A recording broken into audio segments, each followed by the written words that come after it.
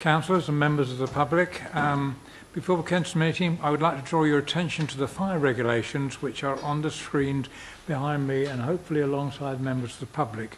The most important ones, people to remind because we're used to seeing those. Also, please can you ensure that your mobile phones are switched off or to silent, and that councillors can I please remind you to speak directly into the microphone and make sure that your card is pushed firmly into the console. Members of the public, I would like to say that as a committee we understand that the matters under consideration tonight can be emotive. However, please be respectful of those around you in the public area and the committee and refrain from any noisy comments. I'm sure you will do. You all look very respectable. I'm sure you're going to behave yourself. Item 1 on the agenda, minutes of the last meeting. Can I confirm the minutes of the last meeting on the table for some time? Thank you very much. Apologies for absence. Thank you, Chairman. Apologies from Councillor Else, Councillor Richard Seaborn, Councillor Jeanette Stennett and Councillor Stuart Stennett. Thank you very much. And are there any declarations of interest? None before the meeting, Chairman. I think I'd like to make, and I've just suddenly remembered to make one declaration. I decided to make a personal site visit to the property at Leander, and one of the people, the public speaker, are actually speaking this evening to see what the problems from my perspective. I have no other interest whatsoever, and it's not going to affect my judgment in terms of how I vote. Councillor Townsend. Can I just say that I'm a member of Cranley Parish Council Planning Committee? Thank you. Councillor Ellis. Thank you, Chairman. In view of what you just said, I also made a personal visit to the area, but I didn't speak to any of the residents. Thank you. Thank you very much. We've had apologies for that. Questions from members of the public? Thank you, Chairman. None received. Peter, any relevant updates to government guidance or legislation? Thank you, Chairman. No updates this evening. That's disappointing. We always like your missive. And applications for planning permission. And we have item A1, WA 2017-0077, the erection of a detached dwelling as amended by location plan received on the 28th of the 6th, 2017, and block plan received on the 5th of the 7th, 2017, at land at Leander Avenue Road, Cranley. Rebecca, would you like to start the proceedings? Thank you, Chairman. The site is located on the southern side of Avenue Road, and it currently comprises garden land associated with Leander, which fronts Avenue Road. The surrounding area, as you can see, is residential in character. The first photo shows the site from Avenue Road. This is the top left photo. The proposed access will be located between the two dwellings. The other two photos are taken within the site. The bottom photo is taken from the east of the site, looking west, and then the top right is looking east within the site. The access would be between the two dwellings there. The second slide of photos show the application site when viewed from neighbouring properties. The top left is taken from the rear garden of a property on Grove Road, which is to the west of the application site. The top right is taken from amenity space to the front of a property on Avenue Road, which is opposite the site to the north. And then the bottom two photos are taken from the rear of a property on Broadwalk, which is to the east of the application site. The left-hand photo is taken at ground level from within the garden, and the right-hand photo is taken from the first floor level. Permission is sought for the erection of a detached bungalow. The ridge will be set at a height of 5.1 metres, with the eaves at 2.4 metres. Separation distances to the shared boundaries are shown on the screen, as is the separation distance between Leander and Cranbourne, as well as the width of the proposed new access to serve the dwelling. Turning to the proposed elevations, the dwelling would feature facing brickwork, interlocking roof tiles and UPVC openings. There would be openings on all elevations, but no openings on the roof of the proposed dwelling. The proposed dwelling would benefit from 3 bedrooms, bathrooms, living space and dining space, and it would feature a single garage just down to the bottom. Officers consider the proposed site to be in a sustainable location for housing. It's in the developed area of Cranley. There would be no material harm to residential amenity or no material harm to the character of the area. And the determinant issues are set out on the slide before members. I would turn to the update sheet, which members will have a copy of. As members will see, there have been 2 additional representations that have been received raising objection to the scheme.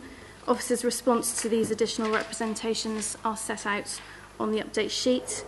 To provide a verbal update, we've also received Parish Council comments based on the amended plans which have been received. They have reiterated their objections as set out in the agenda report. The recommendation is therefore, as remains, on page 25 of the agenda report, and officers recommend approval of the scheme. Thank you, Chairman. Thank you very much. So this is a public speaking application, and so we have our first public speaker is Mr. Chris Bully, an objector. Mr. Bully, I'm sure you've had it explained to you. You will have 4 minutes from when you start speaking. Please speak directly into the microphone so that we can all hear you and understand your concerns. Thank you.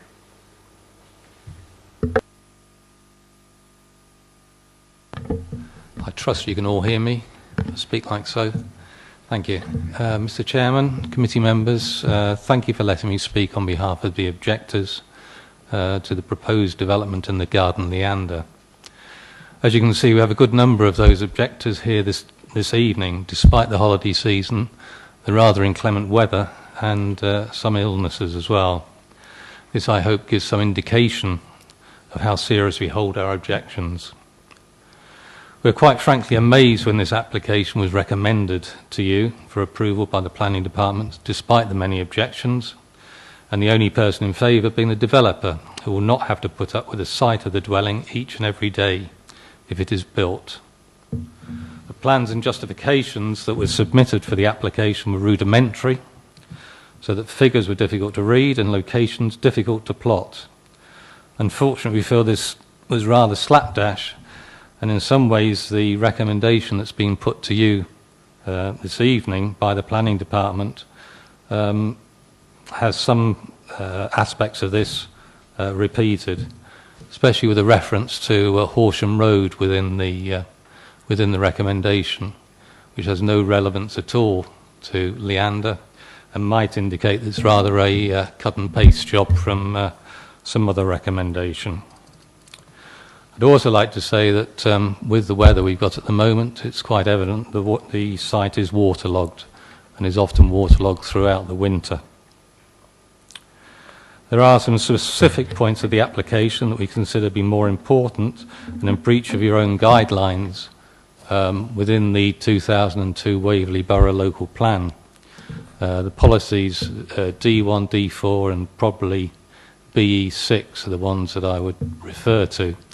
I would say it's been quite a steep learning curve for us to actually get to grips with what we need to be talking about and referring to. So within the local plan it states that any development should be sympathetic to the context of the area, but this seems very difficult in an area of gardens, and this will visually impact on 10 existing homes. The recommendation states that the development is not of a scale to warrant refusal. You can see from the mock-ups that I provide in the presentation that a 17-foot roof line impacts significantly on neighbours and does result in material visual harm. Similarly, it states there should be 18 metres between proposed windows and neighbouring private amenity spaces, which I think is what we call gardens. But there will only be either 2.4 metres or 2.7 metres in 2 of the directions. You will also notice that the windows extend up to the level of the eaves, which is at about 8 foot, and these will overlook the 6-foot garden fences. So not only will we lose privacy, but also put up with a large intrusive roof space. I would also say that there does not appear to be any condition at the end of the report that I can see that actually bears out the text where it states that there will not be any windows in the roof space allowed.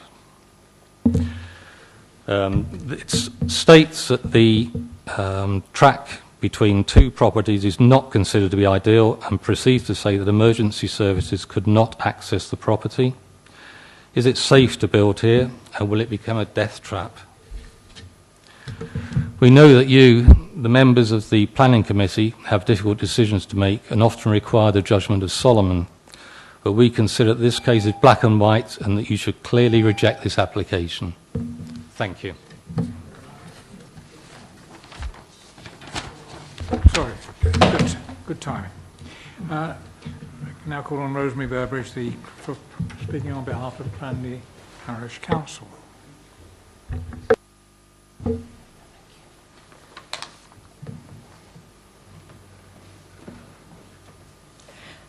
Good evening, Eastern Planning. Thank you for having me.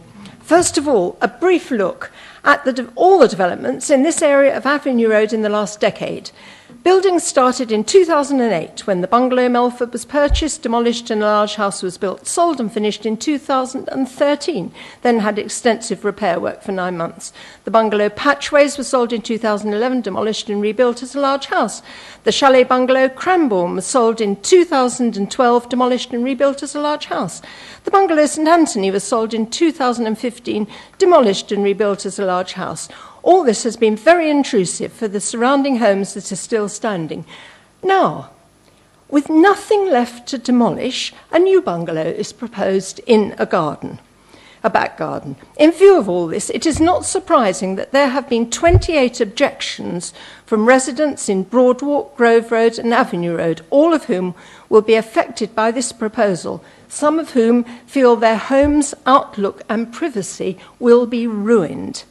First of all, this is an overdevelopment of a small plot and does not fit in with the surrounding properties.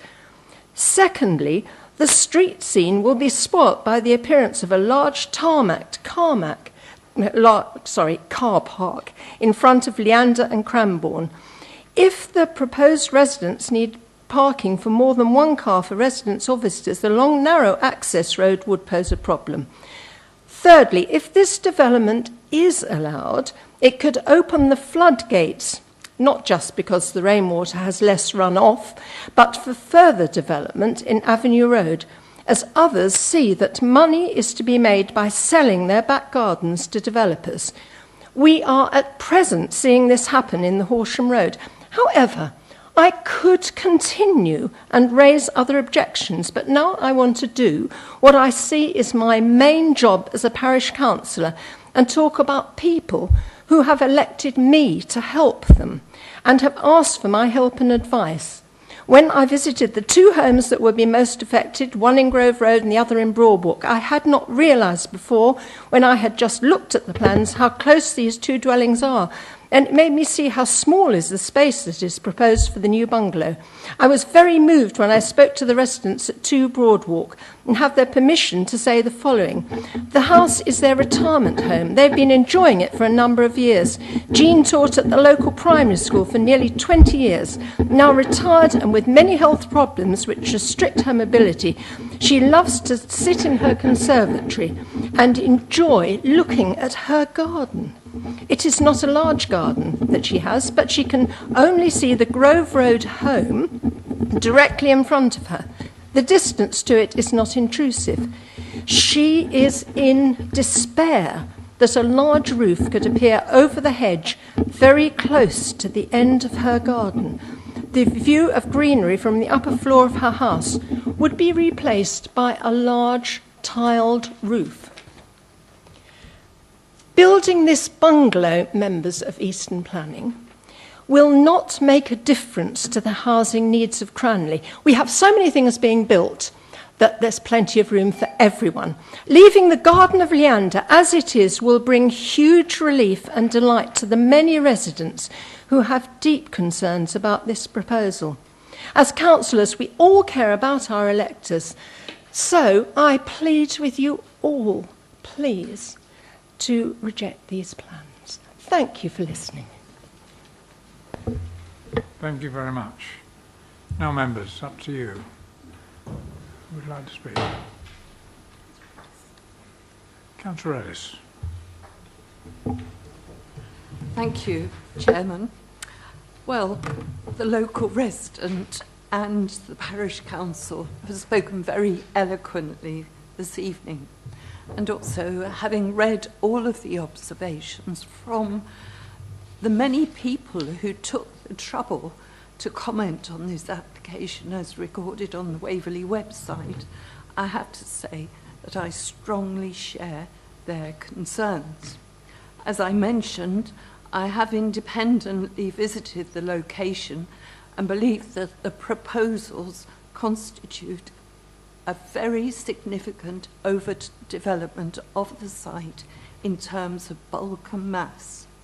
And it can only be described as really shoehorning as large a property as possible into the end of an existing garden. It's a very, very small area, and this property, I think, would truly have a huge detrimental impact on the living conditions and amenity value of at least 12 properties.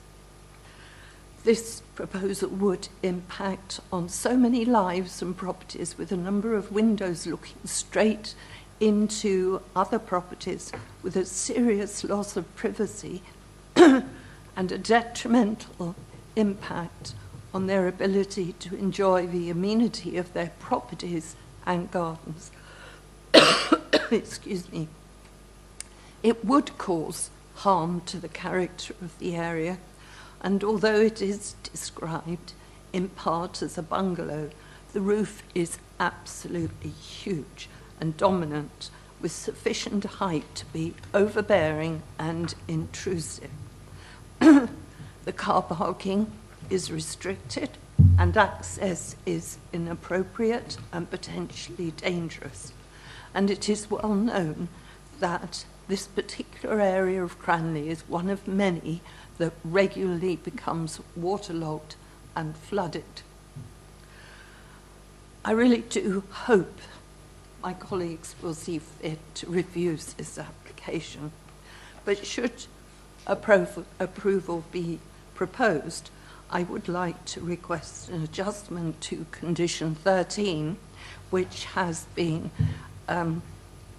identified by Mr. Bully, that would restrict all permitted development rights, with an informative that use of the roof area or the installation of dormer windows or any type of windows in the roof area will not be permitted. Thank you, Chairman. Thank you. Councillor Goodrich. Thank you, Mr. Chairman. I must say I have concerns about this application, and on the matters of judgment that we have, there are, I suppose, about 5 areas where officers accept that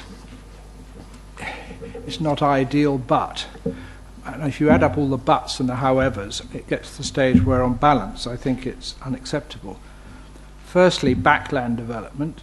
It's recognised that this is backland development. It's recognised there are no examples of backland development in the immediate vicinity of the site, but on balance, the officers considered it acceptable. The proposed dwelling is seen as a departure from the linear arrangements of existing buildings, but it's considered that it will not result in a material level of visual harm, largely because people from the road won't see the bungalow. Well, that is a matter where you could always say that. You surround a place with trees and nobody can see it, therefore it must be all right. And I don't follow that view. Then there is the separation guidance of the neighbouring properties. It's acknowledged by the officers that whilst the proposal would not accord with the separation guidance, however, it would not present material harm to the neighbours. I have to say that if I was going to live in this bungalow, I wouldn't be too enamoured with the prospect when you look out of the windows and all you can see is a fence, because it is very much, the bungalow is right jammed up to fencing. Well, 2.4 metres along its longest length. And then it said by the officers that the access track between the two properties is not considered to be ideal, owing to the impacts on the neighbouring occupiers of the host dwelling and Cranbourne. However, it wouldn't warrant a reasoned refusal. I think on balance I would say that one of those on its own, I would, if everything else was fine, I'd be minded to follow the officer's recommendation. But when you add all these things up, the backland development, the linear arrangement, the separation guidance, and the access not being ideal, I know highways haven't objected to it, but I can see the telegraph pole and the lamppost might have a bit of redesign from vehicles coming in and out, maybe. It seems very, very close if you're going to turn left.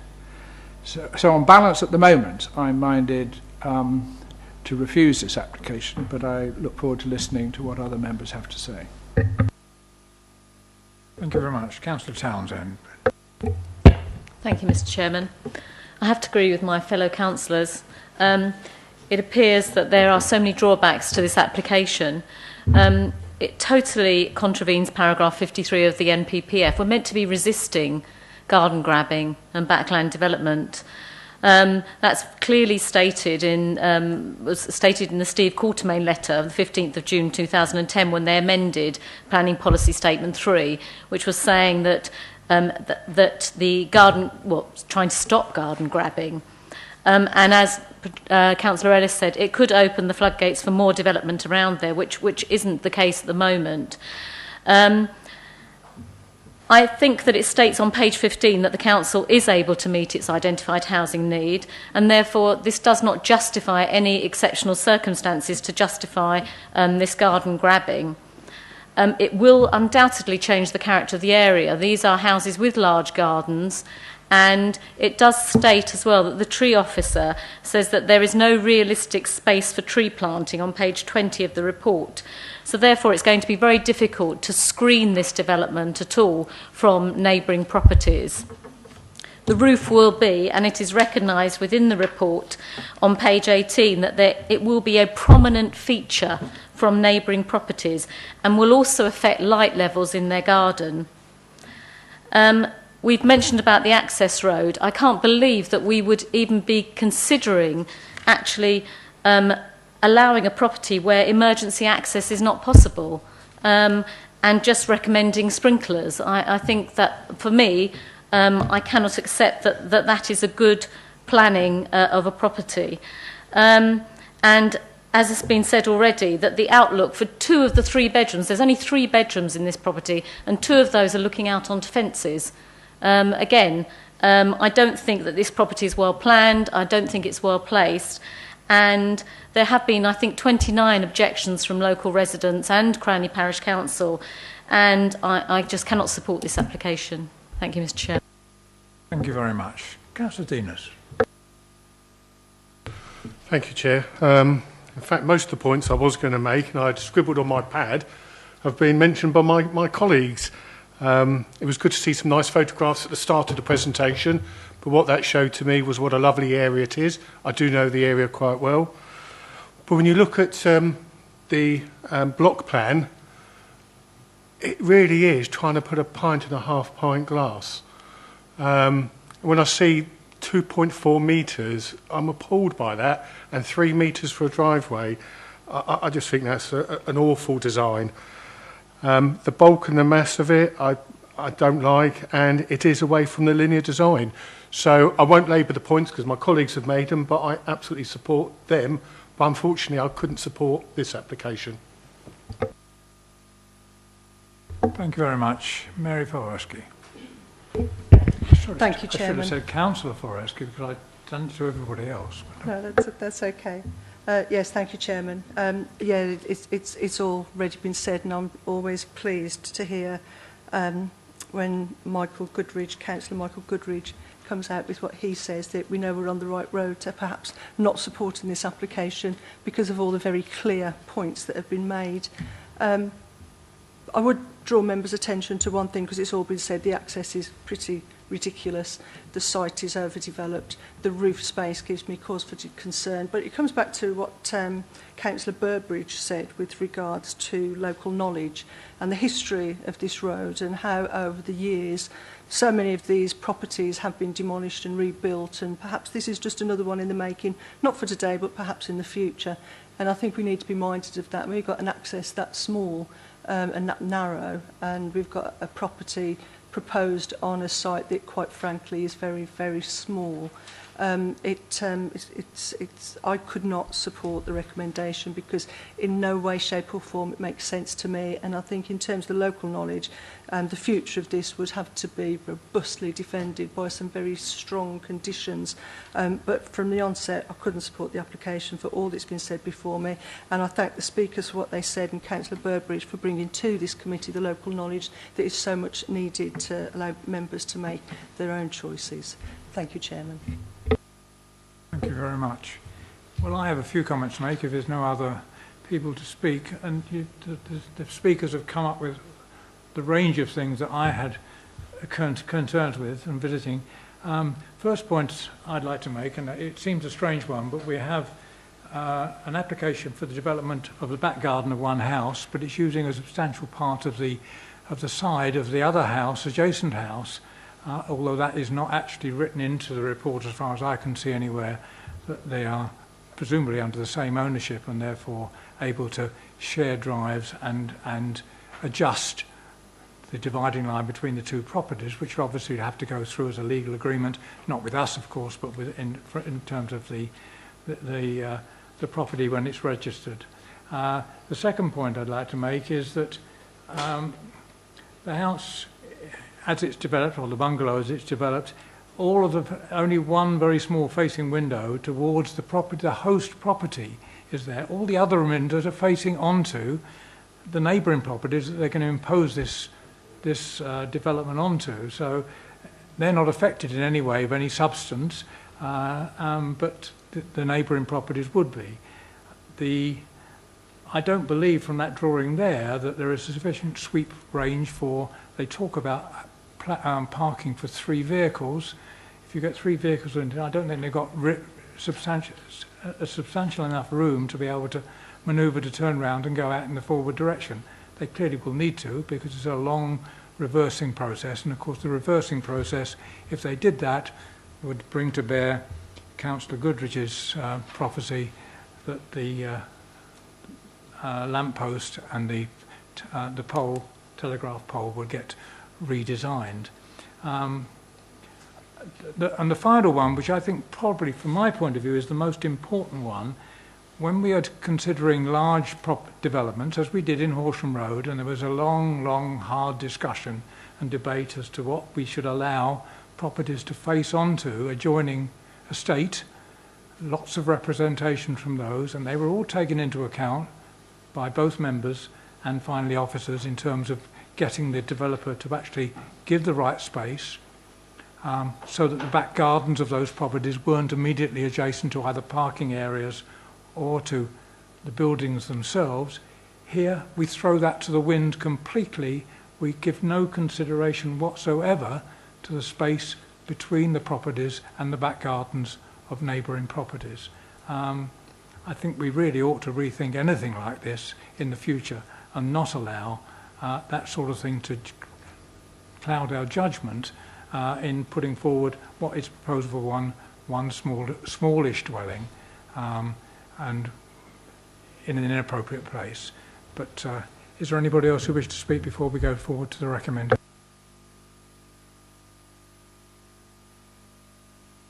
Would you like to come back? You have a fan alongside me who is reminding me that I ought to be asking. Thank you, Chairman. I'm pretty clear on where the discussion's going on the amenity and a visual point of view, but just points of clarification really on just a couple of points that were raised, if that's helpful.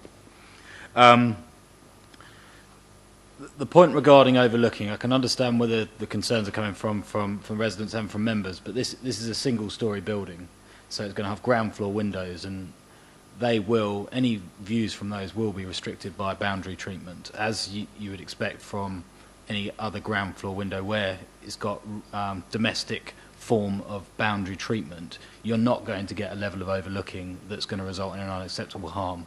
So I'll just accept the comments have been made around that, but that is the officer's view, and that is the reason for accepting that there's non-compliance effectively with some of the guidance in separation distance. If these were first floor windows or above, we would be making a different recommendation, different form of advice to members, but I think we just need to be clear on ground floor windows are not going to result in direct overlooking of neighbouring properties, whether that be perceived or anything else above that. So that's just a point on that. On condition 13, reference was made to that. Members will see that it refers to all classes across permitted development, so it is actually a very strongly worded condition in my view. It restricts all forms of permitted development on the residential properties, and that would include development in the roof space. So it's just the way it's expressed because it refers specifically to the legislation. It doesn't need to specifically say roof lights because the classes it covers under that it deals with that point. Reference was made to BE6 areas. This is our low density areas. It doesn't apply to Cranley. Cranley isn't covered by a BE6 area. It relates to other parts of the borough. And the last point in highway safety, in the access and concern about emergency vehicle access, we're not saying that it's not acceptable from an emergency access point of view. I think that might have been what is perceived from what's said in the report, but that's not what is said in the report. The County Highway Authority consider means of access, and one of their assessments is suitable, safe means of access for appropriate vehicles to service that property. What we have provided is some advice additional to a planning consideration, but just to address a point regarding building regs actually govern and pick that up as well. But County Council, in assessing an application, will consider that as part of their technical assessment of an application. So that has been taken into account, and based on the technical review of the application by the highway officers, that the means of access is acceptable. So hopefully that's helpful. Thank you, Chairman. Thank you very much, Peter. So members, can we now turn to page 25 of the report, and the recommendation is that permission be granted. Can I have a show of hands of those who are in favour of that recommendation? That's none, Chairman. Thank you very much. Can I have a show of hands on those who wish to vote for a refusal? That's unanimous, Chairman. Thank you very much. So we now need an alternate proposal. Can somebody please bring forward an alternate proposal? Councillor Florowski. Thank you, Chairman. I think it's only prudent to offer the alternative to Councillor Ellis as she started the debate, and I'm happy to second, if you're happy to. Thank you, colleague. Thank you, Chairman. Yes, I recommend that permission be refused for this application and you'll now be looking for reasons for refusal. I think that we've already identified quite a few of those reasons, and I just need to think about this for a few seconds, but for me there is significant overdevelopment of the site in terms of bulk and mass of the proposals, and backland development that's out of keeping with the area, impact on a significant number, and I think it's probably 12 local properties in the area with overlooking. And I do appreciate the comments that have been made about the lack of overlooking because the windows are at first floor level, but I still believe that there would be overlooking of the neighbouring properties and their gardens. And I think the roof is very large and dominant and has sufficient height to be overbearing and intrusive. And perhaps I could look to my colleagues for other reasons for objecting. Thank you. Thank you very much. Councillor, thank you very much. That's a good group. I think we might have perhaps too much there, but officers will advise us later, perhaps. Councillor Townsend, you wish to add something? I just could we specifically mention paragraph 53 of the MPPF, and also I believe that the Council's Residential Extensions SPD, that it doesn't just cover overlooking. In lower density areas like this, it specifically is to retain spaciousness as well. So actually, that could be used as a reason as well. Thank you, Mr. Chairman. Councillor Goodridge, you have something to add? Yeah, I'm a bit unhappy about overlooking from the bungalow, because, unless you go up to the fence, you're not going to be able to see into neighbouring grounds. The objection seems to me of visual harm is from the neighbouring properties, seeing the roof of the bungalow. So it's looking in rather than looking out. I mean, the neighbours could soon sort out the bungalow if it had ever been built. They'd put Lilando all around the bottom of their gardens, and really the bungalow would have a really exciting time then. But it seems to me to say that there's overlooking from the bungalow would be not something I would be supportive of. Thank you very much. Officers, would you like to comment at all on the reasons for refusal? Have you taken the list? I'm sure you have. Is there anything else you want to add, subtract, or improve? Thank you, Chairman. I think having listened to all the comments made by members, I've come up with 2 separate reasons for refusal. So I'll read this out, and obviously if you've got anything to add, just let me know. So number 1, the proposal by virtue of its size, height and siting within a backland plot would result in overdevelopment, which would be out of character, or out of keeping rather, with the existing pattern of residential development and would detract from the character and visual amenities of the area. The proposal would therefore fail to accord with policies D1 and D4 of the local plan, the Cranley Design Statement, and paragraphs 17, 53 and 64 of the MPPF. The second one, the proposal by virtue of its size, height, bulk and siting would appear overbearing to neighbouring residential properties. There would be resultant harm to neighbouring amenity, and the proposal would therefore fail to accord with policies D1 and D4 of the local plan, the Council's Residential Extensions SPD, and paragraph 17 of the MPPF. Thank you, Chairman. I couldn't have said it better myself. Thank you very much. Members, you've heard the reasons for refusal. Can I please have a show of hands who support that recommendation? That's unanimous, Chairman.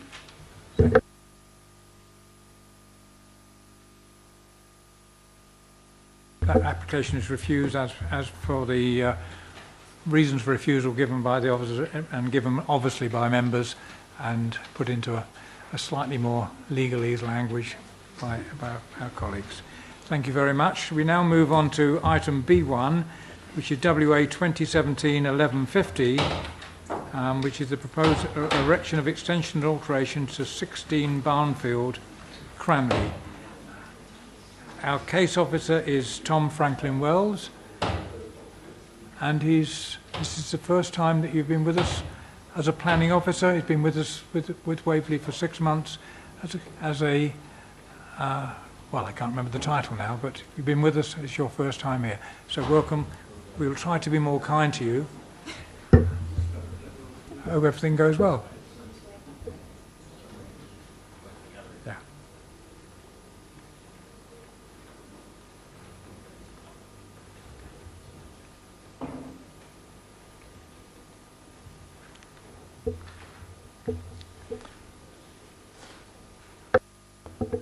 Right, Tom. Thank you very much, Chairman. This site is located on the western side of Barnfield, close to the junction with Summerlands in Cranley. The site is occupied by a detached bungalow, a private driveway and front and rear garden. Permission is sought for a single-storey front extension and associated alterations to the fenestration and internal layout. These are the existing elevations. On the left we have the front elevation and on the right the two side elevations. These are the proposed elevations. On the left we have the front, which shows the existing garage, which has been increased in width by about 1.6 metres. And then on the right we have the changes to the fenestration on the side elevations. And these are the existing on the left and proposed on the right floor plans. I'd like to refer members to the written update sheet, which you should all have a copy of. The photos first. This is a view of the front elevation of the property. And this is a view looking down the street to the south, and the red arrow shows the proposal site. Matters of judgment of this application, the impact on visual amenity and the impact on residential amenity. And my recommendation is that, subject to conditions, permission be granted. Thank you, Chairman. Thank you very much, Tom. Members, is there anything you wish to say before we go to the recommendation? This has been brought to us, I think, because one of our members, in fact our chairman, who is sunning himself somewhere nice, I'm sure, it's his proposal. He's the agent, and therefore it's come to us because of that. Otherwise it would have been under delegated powers. So does anyone wish to speak before we go to the recommendation?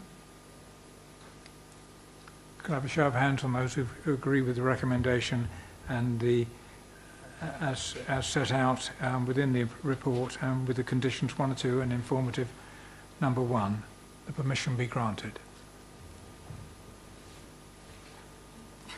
That's unanimous, Chairman. Thank you very much.